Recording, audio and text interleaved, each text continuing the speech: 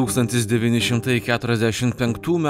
rugpjūčio 6 d. 14 minučių po 8 ryto. Žmonija pabudo kitokiame pasaulyje. Jungtinės valstijos ant Japonijos Hirošimos miesto numetė dar neregėtos galios atominę bombą pavadintą Little Boy, lietuviškai mažylis. Sprogimo mastas prilygo 1000 tonų trotilo. Dar po 3 dienų antroji atominė bomba pelenais pavertė Nagasakio miestą. Ir taip baigėsi Antrasis pasaulinis karas. Vis dėlto nacistinė Vokietija prie branduolinio ginklo kūrimo prisilietė pirmoji. Dar 1939 metais vokiečių chemikas Paulas Hartekas jau Hitlerio valdomai liaudžiai be užuolankų pareiškė: branduolinės energijos pritaikymas gali sukurti daug kartų galingesnius sprogmenis už įprastus. Šalis, kuri pirmoji jį panaudos, įgis neprilygstamą pranašumą.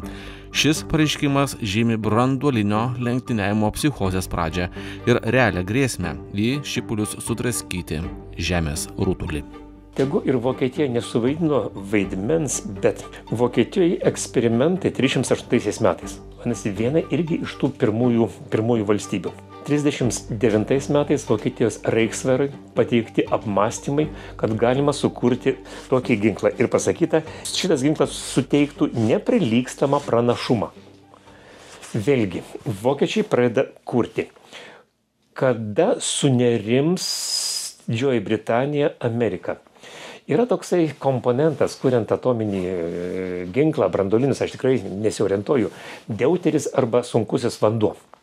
Tai būtent šitas vanduo buvo Norvegijoje ir vokiečiai nusprendė visą šitą vandenį nupirkti iš norvegų. Apie tai tapo sužinota, kadangi jis naudojamas atominiuose reikaluose iškart. O kas pas vokiečius? Vadinasi, vėlgi tam tikras baimė iš Vokietijos pusės, o kas bus, jeigu jie sukurs tokį ginklą. Vėlgi galbūt galima sakyti savotiškas ir šantažo baimė iš Vokietijos pusės. 39 metais vokiečiai pradeda daryti projektą, kurį pavadina projektas Uranas. Realiai projektas nebuvo 41-2 iš dalies 3 metais vykdomas, nes buvo įtikėta, kad užteks ir įprastinių bombų laimėti karui Vokietijai, kam investuoti tokias lėšas. Kitas dar dalykas, ką ir sakiau, tai nemaža dalis žymių Vokietijos mokslininkų patyrė persekiojimą, išvyko į kitas valstybės ir Vokietija tiesiog neteko mokslinio potencialo. Bet čia mes turime sugrįžti šiek tiek atgal. Kadangi Vokietija dėl žydų naikinimo politikos neteko milžiniško mokslinio potencialo, branduolinio ginklo perspektyva numigravo į Jungtines valstijas. Atomo skilimo anatomija anuomet buvo mokslinių tyrimų flagmanų, o mokslininkai pačius naujausius pasiekimus išdidžiai publikuodavo moksliniuose leidiniuose.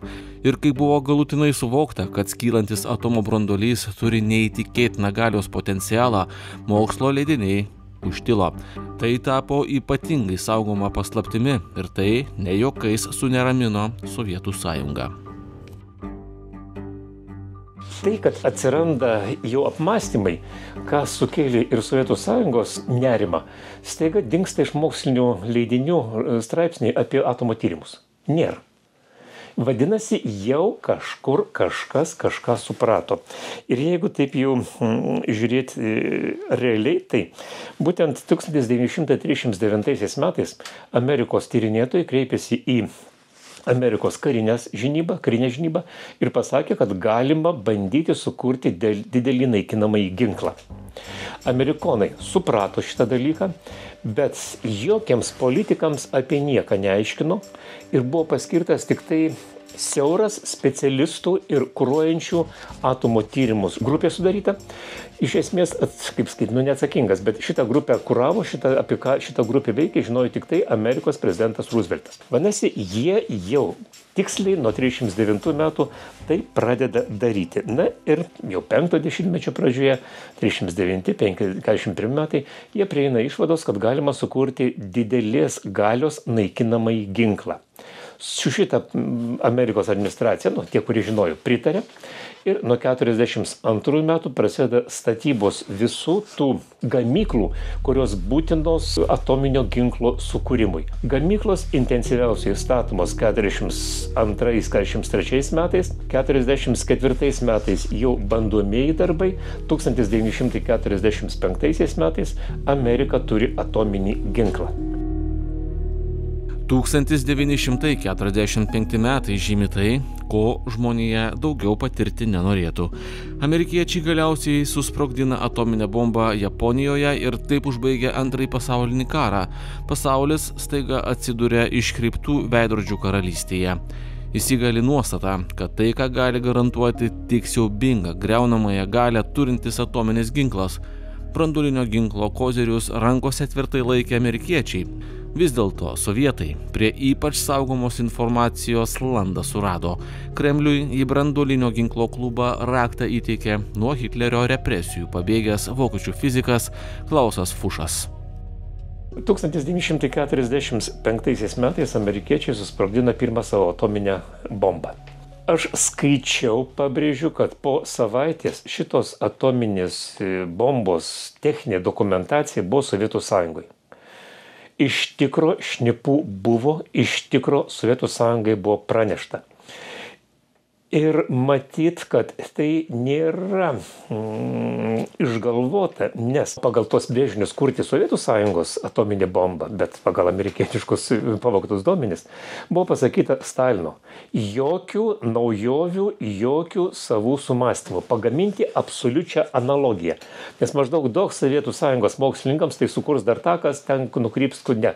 Mums reikia, kad susprogtų. Vadinasi, absoliučiai šitos analogijos laikomasi. Ir kitas dar dalykas, kada Liepos 20 dieną Trumenas, Amerikos prezidentas Trumenas, pasakė, konferencija vyko, pasakė Stalinui, kad mes turime didelės galios griaunamąjį ginklą. Stalinas neparodė jokių emocijų. Čerčilis, kuris stebėjo jį, priėjo išvados, kad Stalinas nesuprato, apie ką šneka eina. Žukovo atsiminimuose šitas tikrai jau yra parašyta, kad atėjęs grįžęs į persirengimo kambarį, Stalinas pasakė, reikia paskambinti Kurčiatovui, paspartinti atomo darbus. Vadinasi, Sovietų Sąjungoje jie vyko, Sovietų Sąjunga žinojo. Ir tada mes jau galim drąsiai sakyti, kad 1942 metais prasidėjo tam tikras lenktyniavimas. Bet pabrėžiu, be pavogimo iš Amerikos visų tyrimo rezultatų, sprogdinimo rezultatų, tai nebūtų taip sparčiai ir taip greitai įvykę. Kurdami atominį ginklą, sovietų režimas imasi jau gerai išbandyto metodo. Mokslininkai vietoje to, kad dirbtų laboratorijose, atsiduria specialiuose lageriuose.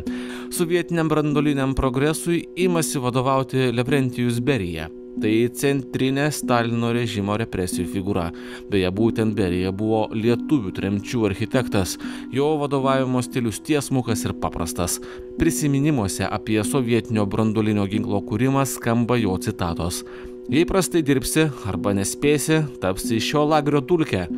Po nepermatoma paslapties skraiste branduolinį ginklą kūrė ir amerikiečiai, tačiau tai nė iš tolo nepriminė to, kas vyko sovietų pusėje. 1945 metais galime sakyti, kad prasidės jau Sovietų Sąjungoje forsavimas sukurti savo atominę ginklą, tegu ir pagal tą amerikiečių ginklo metodą. Prie forsavimo turbūt nebejotinai prisidėjo, kada amerikiečiai numetė ten tas savo bombas Japonijoje, prisidėjo suvokimas, kokio tai masto griaunamoji jėga yra. 1946 metais prasidės ir tai, ką mes žinome, šaltasis karas, rytai vakarai. Vadinasi, vėlgi tada jau ir konkurencija, tada galima šantažuoti vieną kitą, mes daugiau turim, jūs mažiau turit, mūsų ten toliau skrenda ir panašiai. Stoti į atominio ginklo vystytojų klubą ryžtasi vis daugiau žaidėjų. Iš pradžių, talkindami amerikiečiams, Britai taip pat tampa branduolinio ginklo turėtojais. Netrukus masinio naikinimo bomba nugula jau ir Prancūzijos arsenale. Didžioji Britanija nusprendė, kad reikia bendradarbiauti su Amerika ir 1943 metais Didžiosios Britanijos mokslininkai fizikai išvyko į Ameriką ir būtent ten kartu kūrė šitą atominį ginklą. Prancūzija žinojo apie tokio ginklo egzistavimą dar nuo prieškarinių metų, nuo tos Norvegijos situacijos, tačiau jie orientavosi iš pradžių, kad tai bus tiesiog amerikiečiai turi, Didžioji Britanija prisideda ir kad maždaug to užteks. Bet šeštajame dešimtmetyje ir šaltasis karas stiprėjant, prancūzai nusprendė, kad reikia turėti atominę ginklą ir jiems.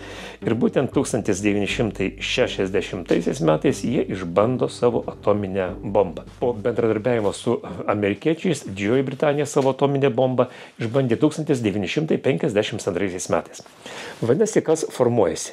45 Amerika, 49 Sovietų sąjunga, 52 Didžioji Britanija, 60 Prancūzija.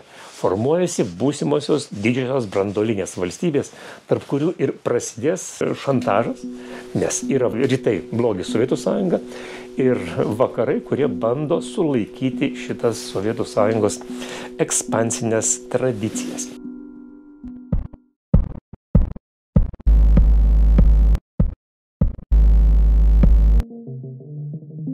Branduolinio ginklo arsenalas galingųjų ekonomikų sandėliuose užima vis daugiau vietos. Jei antrąjį pasaulinį karą užbaigė dvi numestos galvutės, tai prabėgus vos keliems dešimtmečiams taikai palaikyti, prisireikė jau sunkiai suskaičiuojamo kiekio atominių bombų. Branduolinis šantažas tapo beprotybė. Visa planeta pastatoma ant parako statinės. Kada skaitai visą šitą atominio ginklo kūrimo peripetijas, tai susidaro toks įspūdis, kad tegu viena valstybė nuo kitos viską ir slėpė, bet savotiškai ir bendradarbiavo. Kabutėse bendradarbiavo. Gerai. Sužinojus, kad Vokietija kūrė, amerikiečiai paspartina. Sovietų sąjunga sužino, kad ten Amerikoje kažkas tai darosi, Sovietų sąjunga paspartina, tas ir Kurčiatovo įkūriama. 45 metais gauna šitos duomenys. Vadinasi, kas? Gavus duomenys, juk tai reiškia, kad viena valstybė prisidėjo prie kitos valstybės atominio ginklo kūrimo. Tai tikrai nenorėjo amerikonai, bet tai buvo realybė tokia. Prisidėjo. Vadinasi, vokiečiai savotiškai prisidėjo prie, ar tai per mokslininkus prie Amerikos, ar tai per žinias prie Prancūzijos. Sovietų sąjunga kooperavosi kabutėse su amerikiečiais pavogdama, o anglai ir prancūzai realiai kooperavosi su Jungtinėmis Amerikos valstybėmis. Už tai tegu ir kiekviena kūrė savarankiškai, bet net nežinau kaip pavadinti, bet tokio tipo bendradarbiavimo. Konkurencinis bendradarbiavimas, vagiamasis bendradarbiavimas. Vieni padaro gabalą tokį, kiti tokį, vieni patobulina ir taip tas toks to atominio ginklo kūrimo kooperacija. Žongliruodama branduoliniu ginklu žmonija į Armagedoną pažvelgė 1962 metais, kai Sovietų sąjunga į Kubą atgabeno branduolinio užtaiso galvutes ir jas ketino nutaikyti Jungtines valstijas. Mūsų planeta išgyveno 13 neįtikėtinos įtampos dienų. Trūko vos akimirkos, kad neliktų akmens ant akmens. Ir nors branduolinių valstybių klubas pasipildė Kinija, kurios arsenalas tik auga, galios centrai liko tie patys. Didžiausi branduoliniai žaidėjai išliko tie patys - Rusija, kaip Sovietų sąjungos tąsa ir Jungtinės Amerikos valstijos, bet turime ir trečią veikėją, kurio anksčiau į įvairias panašaus pobūdžio dėrybas įtraukti nereikėdavo, tai yra Kinija, kuri didina savo branduolinį arsenalą ir žada tą daryti dar spartesniais tempais per artimiausius 15 metų. Tad jeigu šaltojo karo metais kalbėjome, kad pasaulio stabilumas priklauso nuo to, ar Sovietų sąjunga ir Rusija susitars dėl branduolinių galvučių skaičiaus ribojimo, dėl atskirų raketų nešėjų ribojimo galimybių būti dislokuotoms įvairiose pasaulio vietose. Tai dabar tai iš esmės nebetenka prasmės, jeigu į šitą procesą nėra įtraukiama ir Kinija. Bet bendrai reikėtų tą matyti iš tos perspektyvos, kad pasaulio stabilumas priklauso nuo to, ar yra vykstanti branduolinio ginklo plėtra ar ne. Jeigu vis daugiau valstybių įgytų branduolinį ginklą, pasaulio stabilumas natūraliai sumažėtų, nes tai yra masinio naikinimo ginklas, kuris kelia didžiulę grėsmę ir gali paskandinti mus visus, jau nekalbant apie aukas, kurios būtų viename ar kitame regione. Tai šia prasme tai buvo Jungtinių Amerikos valstijų ir kitų šalių tikslas nuo pat to laiko, kai branduolinis ginklas atsirado kaip faktorius. Dabar mes matome iš to kylančią grėsmę, nes Rusijos agresija prieš Ukrainą siunčia pasauliui signalą, kad jeigu šalis neturi branduolinio ginklo ir yra užpulta režimo, kuris jį turi, iš esmės tos, kuri neturi ginklą galimybės gintis, tampa labai stipriai apribotos.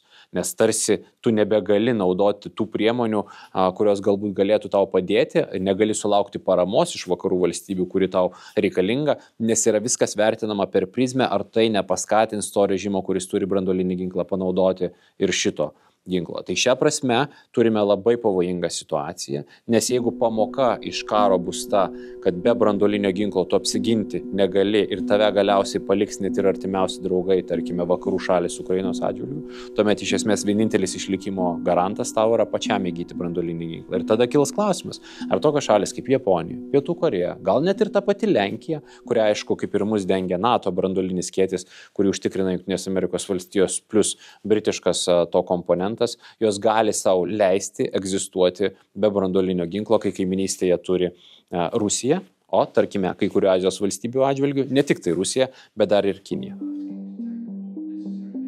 Branduolinio teroro tema tebėra aktuali ir šiandien. Putino režimas po nesėkmių kare Ukrainoje įsitraukė galbūt kiek užmirštą propagandos kortą. Pasaulis staiga sužinojo apie Rusijos branduolinės doktrinos pasikeitimą.